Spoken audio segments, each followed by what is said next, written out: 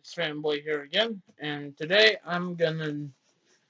we're gonna be starting the Bible study on Ecclesiastes. And so pause the video, grab your Bible, and we'll start reading.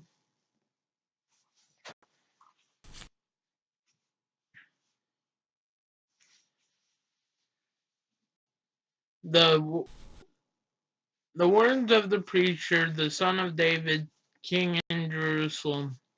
Vanity of vanities, says the preacher. Vanity of vanities, all is vanity. What profit has a man from all his labor, in which he toils under the sun? One generation passes away, and another generation comes, but the earth abides forever. The sun also rises, the sun goes down, and the hate hastens to the place where it arose.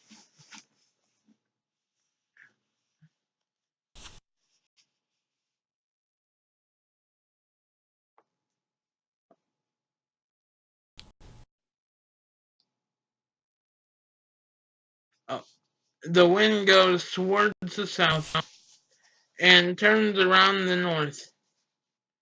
The wind whirls around continually and becomes again on its circuit. All the rivers run into the sea, yet the sea is not full.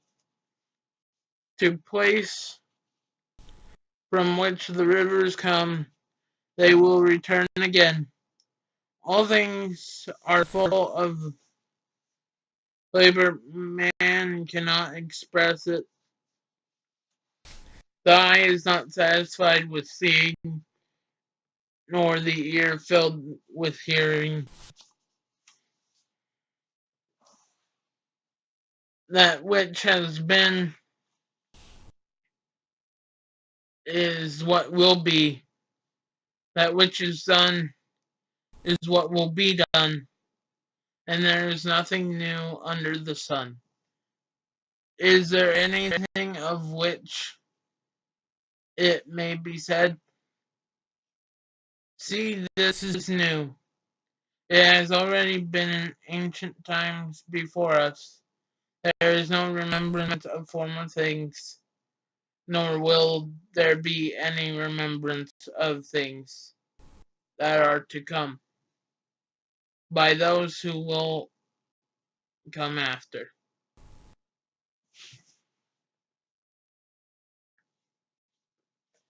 I think this talks about kind of the the fact that like the riches of this world are temporary, and um like that. I just thought that would be good to try to explain that section before moving on to the next section. The preacher was king over Israel in, in Jerusalem. Oh, king over Israel in Jerusalem. And I set my heart to seek and search out by wisdom concerning all that is done under heaven. This burdensome task God has given to the sons of man, by which they may be exercised. I have seen all the works that are done under the sun, and indeed all is vanity and grasping for the wind. What is crooked cannot be made. What is crooked cannot be made straight, and what is lacking cannot be numbered. I commune with my heart, saying, "Look, I have attained greatness, and have gained more wisdom than all who were before me in Jerusalem. My heart has understood great wisdom and knowledge, and set my heart to know wisdom, and to know madness and folly. I've perceived that this also is grasping for the wind. For in much wisdom is much grief, and he who increases knowledge increases sorrow." I think this section is talking about, like, if you seek knowledge, like, even though we should be seeking positive, and like, it is important to question things, and like sometimes, like, a lot of the stuff is